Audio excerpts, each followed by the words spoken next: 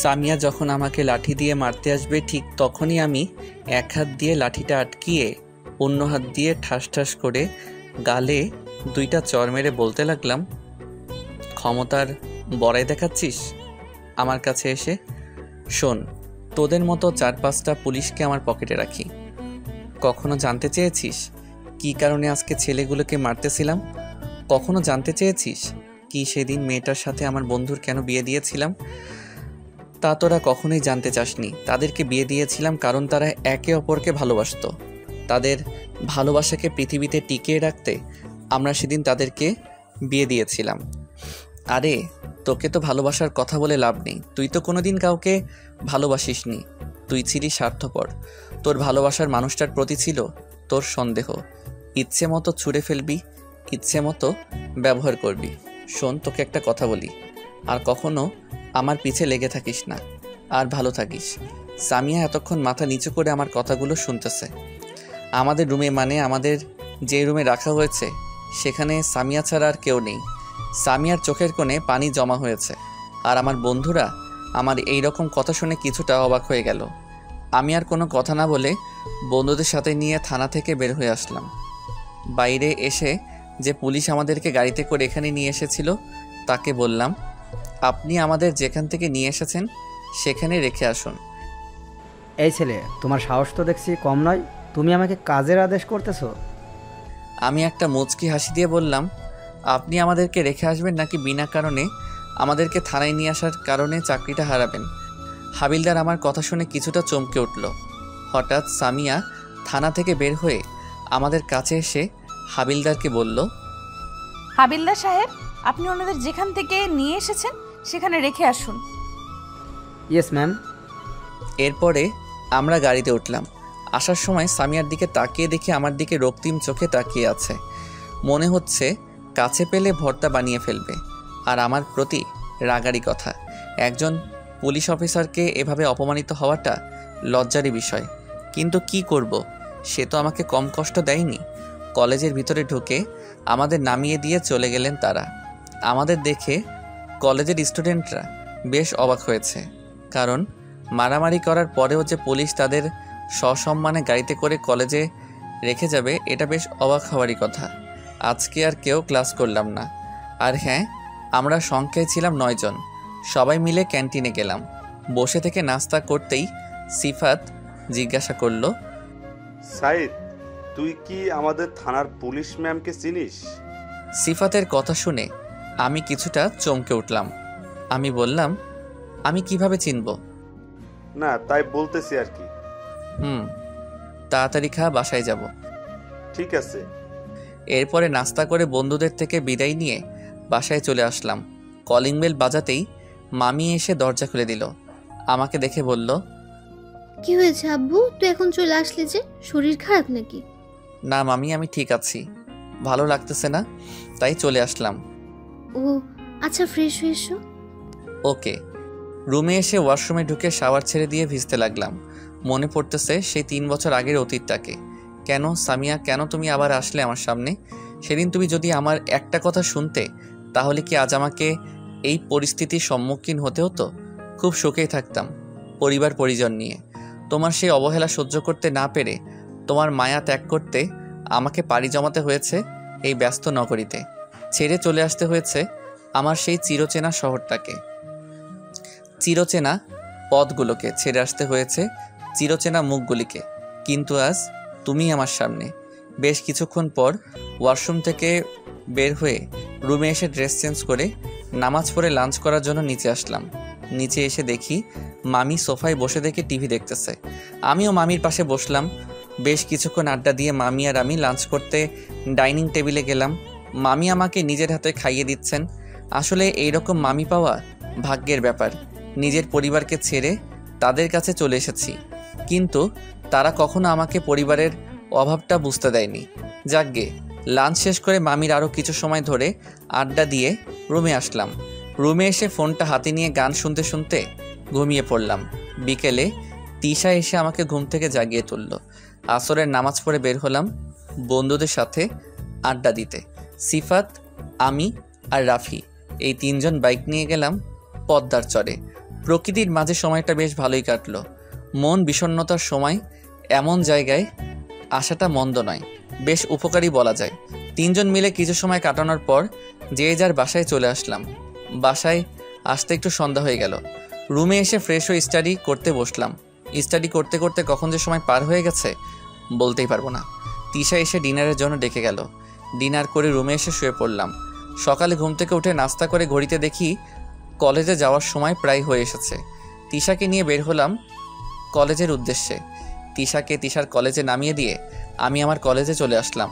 Bike রেখে বন্ধুদের কাছে গেলাম, যে দেখি সিফাত আর মিমি বসে আছে, কিন্তু রাফি আর নীলিমা এখনও আসেনি। নতুন কাপল তো, এখন সকালে ঘুম থেকে উঠতে একটু দেরি হবেই। প্রায় 10 মিনিট পর রাফি আর নীলিমা আসলো। রাফি আর নীলিমা আমাদের কাছে আসে বসতেই সিফাত রাফিকে উদ্দেশ্যে বলল, কিরে, নতুন কাপল আসতে এত দেরি হলো কেন? রাতের চাপ বেশি পড়েছিল নাকি? সিফাতের কথা শুনে আমি হাসতে লাগলাম। রাফি লজ্জামাখা মুখে একটা হাসি দিয়ে বলল, আরে না, চাপ কিসের হবে? নীলিমা মাথা নিচু করে বসে আছে আর মিমিও লজ্জা পেয়ে সিফাতকে খোঁচা দিয়ে বলল, তোমার মুখে কিছু আটকায় না নাকি? আরে তুমি এত লজ্জা পাচ্ছ কেন? লজ্জা পাবো না তো কি করব? এসব প্রশ্ন কেউ মানুষকে করে? রাতে ওদের মধ্যে কি হয়েছে না হয়েছে তা তোমাকে বলবে নাকি? বললে কি হবে, আমরাই তো। আর আমাদের বাসর রাত থেকে শুরু করে যা কিছু হবে, কেউ যদি শুনতে চায় তাহলে সব কিছু বলে দিব। কি? তোকে আমি বিয়েই করব না, তুই আমার মান সম্মান সব কিছু শেষ করে দিবি। সিফাত মিমির কথায় কিছুটা ভয় পেয়ে বলল, এই কলিজা, আমি কাউকে কিছু বলবো না, প্লিজ তুমি আমাকে ছেড়ে যেও না। মনে থাকবে তো? ওদের এমন কাহিনী দেখে আমি, রাফি আর নীলিমা হাসতে লাগলাম। সিফাত আমাদেরকে হাসতে দেখে আমাদের দিকে রক্তিম চোখে তাকিয়ে বলল, আমার এই অবস্থায় দেখে তোদের হাসি বের হচ্ছে? আমি হাসতে হাসতে বললাম, কি করব বল, তুই অন্যজনের রাতের খবর শুনতে চেয়ে তোর নিজেরই কি অবস্থা হতে চলছিল। কিছুক্ষণ আড্ডা দিয়ে ক্লাসে গেলাম। শেষের ক্লাসে স্যার এসে বলল, প্রিন্সিপাল স্যার আমাদের সকলকে হলরুমে যেতে বলেছে। ক্লাস শেষ করে সবাই হলরুমে গেলাম। অনেক ছাত্রছাত্রী। প্রিন্সিপাল স্যার বললেন, আগামী 12 তারিখে নবীনবরণ অনুষ্ঠান, আর সে অনুষ্ঠানে কিছু সঙ্গীত এবং নৃত্য পরিবেশন করার ব্যবস্থা করা হবে। যারা যারা আগ্রহী তারা যেন এখন থেকে প্রস্তুতি নেয়। আরও কিছু কথা বলে প্রিন্সিপাল স্যার হলরুম থেকে বের হয়ে গেলেন। আমরাও চলে আসলাম। ক্যান্টিনে এসে নাস্তা করে বাসায় চলে আসলাম। আর হ্যাঁ, এই অনুষ্ঠানের সকল দায়িত্ব পালন করবেন সিনিয়র ব্যাচ, সেজন্য আমাদের এই বিষয়ে তেমন মাথা ব্যথা নেই। আর সিনিয়র ব্যাচের বড় ভাইদের সাথে আমার সম্পর্কটা সেই রকমই, কিছুটা ফ্রেন্ডলি আবার কিছুটা ব্রাদারলি আর কি। আজকে 9 তারিখ, আর মাত্র 3 দিন সময় আছে। বাসায় এসে ফ্রেশ হয়ে নামাজ পড়ে লাঞ্চ করে ঘুমিয়ে পড়লাম। বিকালে উঠে তিশাকে নিয়ে ঘুরতে বের হলাম। অনেকক্ষণ যাবৎ ঘোরাফেরা করে বাসায় আসলাম। রাতে ডিনার করে ঘুমিয়ে পড়লাম। সকালে ঘুম থেকে উঠে নাস্তা করে কলেজে গেলাম। আর এইভাবে 3টা দিন অতিবাহিত হয়ে গেল। আজকে নবীনবরণ আর সন্ধ্যার দিকে অনুষ্ঠান। আর হ্যাঁ, এই কয়দিনে সামিয়ার সাথে আমার একবারের জন্য দেখা হয়নি, যাক আপদ বিদায় হয়েছে। অনেক আনন্দের মাধ্যমে অতিবাহিত হলো নবীনবরণ অনুষ্ঠান। এবার সঙ্গীত অনুষ্ঠানের পালা। আমি, তিশা, মিমি, নীলিমা, সিফাত আর রাফি স্টেজের একেবারে সামনের চেয়ারে বসেছি। তিশাও এসেছে আমার সাথে। অনুষ্ঠান শুরু হতে আর বেশি সময় নেই। একটু পর এক বড় অ্যানাউন্স করার জন্য স্টেজে উঠলেন। তার নাম হলো মাহফুজ, খুবই ভদ্র এবং মেধাবী ছাত্র। এরপর বেশ কয়েকটা সঙ্গীত পরিবেশন হয়ে গেল। এবার নৃত্যের পালা। নৃত্য কয়েকটা সিনিয়র আপু এবং কয়েকটা জুনিয়র আপু পরিবেশন করলেন। খুব ভালো লাগলো। অনুষ্ঠান প্রায় শেষের দিকে, আর 2-1টা গান হতে পারে। এরপরে মাহফুজ ভাইয়া স্টেজে এসে মাইক্রোফোন হাতে নিয়ে বললেন, সম্মানিত দর্শকবৃন্দ, আমাদের অনুষ্ঠানের প্রায় শেষের দিকে। আর একটা সঙ্গীত পরিবেশন করে আমরা এই অনুষ্ঠানটি শেষ করব। এই অনুষ্ঠানের শেষ মুহূর্তে আপনাদের সামনে সঙ্গীত পরিবেশন করছেন আমার স্নেহের ছোট ভাই শাহিদ হাসান শাহী। মাহফুজ ভাইয়ার কথা শেষ হতেই প্যান্ডেলের নিচটা করতালিতে মুখরিত হয়ে উঠেছে। আর আমার তো যাই অবস্থা। গান গাইতে পারি সেটা ব্যাপার না। মাহফুজ ভাইয়া আমাকে গান গাইতে দেখেছেন বলে আজকে আমাকে গাইতে বললেন, কিন্তু যে কোনো বিষয়ের একটা চর্চা প্রয়োজন। আমি কি করব ভেবে পাচ্ছি না। আমার বন্ধুরা আর তিশাও গাইতে বলতেছে। আমাকে চেয়ারে বসে থাকতে দেখে মাহফুজ ভাইয়া আবার মাইক্রোফোন হাতে নিয়ে বললেন, শাহিদ হাসান শাহী, তোমাকে স্টেজে উপস্থিত হওয়ার জন্য বিশেষভাবে অনুরোধ জানাচ্ছি। আমি আর বসে না থেকে চেয়ার থেকে উঠেই স্টেজের দিকে হাঁটা ধরলাম। স্টেজে উঠতেই কিছু ছোট ভাই শীষ বাজাতে লাগলো। গিটারটা হাতে নিয়ে সামনে তাকাতেই এক জায়গায় আমার চোখ আটকে গেল। সেখানে বসেছিল সামিয়া, আর তার পাশে ছিল আমাদের ভার্সিটির এক ম্যাম। সামিয়াকে এতক্ষণ দেখতে পাইনি। ওকে দেখেই একটা গান মনে হলো, যে গানটি আমি মাঝে মাঝে শুনতাম। আমি সামিয়ার দিকে তাকিয়ে একটা মুচকি হাসি দিয়ে গিটারে একটা টান দিয়ে সুর তুললাম। গানটির মাইক্রোফোনটা একটু কাছে নিয়ে এসে গাইতে শুরু করলাম।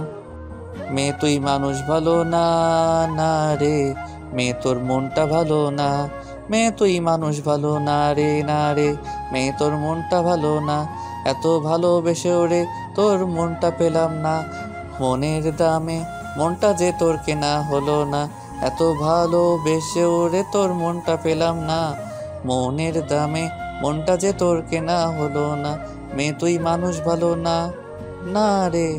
কলেজেতে হন্যে হয়ে আমার পিছে ঘুরতি, আমার জন্য জীবন বাজির হর হামেশাই ধরতি, কলেজেতে হন্যে হয়ে আমার পিছে ঘুরতি, আমার জন্য জীবন বাজির হর হামেশাই ধরতি, এখন তুই বদলে গেছিস ভুল বুঝে ছেড়ে গেছিস, এখন তুই বদলে গেছিস ভুল বুঝে ছেড়ে গেছিস, এখন নাকি আমারে তোর ভালো লাগে না রে, ভালো লাগে না রে, মনের দামে মনটা যে তোর কেনা হলো না, মনের দামে মনটা যে তোর কেনা হলো না, মেয়ে তুই মানুষ ভালো না, না রে মেয়ে তোর মনটা ভালো না, হাসির মুখের অন্তরালে তুই ভেজা শয়তান, ভালোবাসার বিনিময়ে দুঃখ দিলি প্রতিদান, হাসি মুখের অন্তরালে তুই ভেজা শয়তান, ভালোবাসার বিনিময়ে দুঃখ দিলি প্রতিদান, ঘুম নেই আমার চোখে তুই আছিস কার বুকে, ঘুম নেই আমার চোখে তুই আছিস কার বুকে, তুই বিহনে আমার পরাণ বাঁচে না রে, পরাণ বাঁচে না।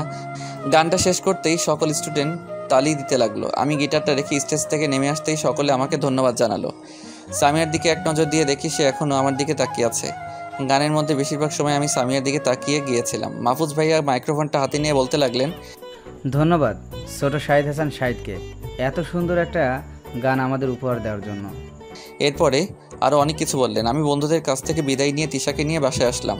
বাসায় এসে ফ্রেশ হয়ে ডিনার করে মামা মামি আর তিশার সাথে কিছুক্ষণ আড্ডা দিয়ে রুমে এসে বসে থেকে ফোন টিপতেছি। তিশা আমার রুমে এসে আমার পাশে বসলো। বসার পর আমাকে বলল, ভাইয়া তুই কি এখনো ওই মেয়েকে ভালোবাসিস? আমি অবাক হয়ে বললাম, কেন হঠাৎ এই প্রশ্ন করলি যে? তেমন কিছু না, তবে তুই যখন গানটা গাইলি তখন বারবার কোথায় যেন তাকাচ্ছিলিস। আমি সেদিকে লক্ষ্য করে দেখি সেখানে সেই মেয়েটি, মানে আমার এক্স ভাবে বসে আছে। সেও তোর দিকে এক ধ্যানে তাকিয়েছিল। এখনো ভালোবাসিস কিনা বল? আর মেয়েটা এখানে কেন? মেয়েটা এই থানার পুলিশ অফিসার, আর তাকে আমি এখনও ভালোবাসি কিনা তা জানি না, কিন্তু তার কথা মনে হলে আমার মনের ভিতরটা দুমড়ে মুচড়ে যায়। তার কথা মনে হলে তার সাথে কাটানো মুহূর্তগুলো মনে পড়ে। তবে তার প্রতি আমার ভালোবাসাটা যদি এখনও তাকে, তাহলে সেই ভালোবাসার উপর মরিচা পড়ে আছে, যেটাকে ওঠাতে অনেক সময় প্রয়োজন। এসব বাদ দিয়ে রুমে যাই, ঘুমিয়ে পড়ো। আর ভাবিকে নিয়ে আসার জন্য আমাকে লাগলে বলিস। পেকে গেছিস, যা তাড়াতাড়ি। তিশা রুম থেকে যাওয়ার পরে আমিও ঘুমিয়ে পড়লাম। সকালে ঘুম থেকে উঠে নাস্তা করে কলেজে গেলাম। কলেজে যাওয়ার পর এরপর কি হয়েছে জানতে চাইলে সাবস্ক্রাইব করে পাশে রাখা বেল আইকনটি বাজিয়ে রাখুন পরবর্তী পার্ট মিস না করতে চাইলে। ধন্যবাদ সবাইকে আমাদের পাশে থাকার জন্য।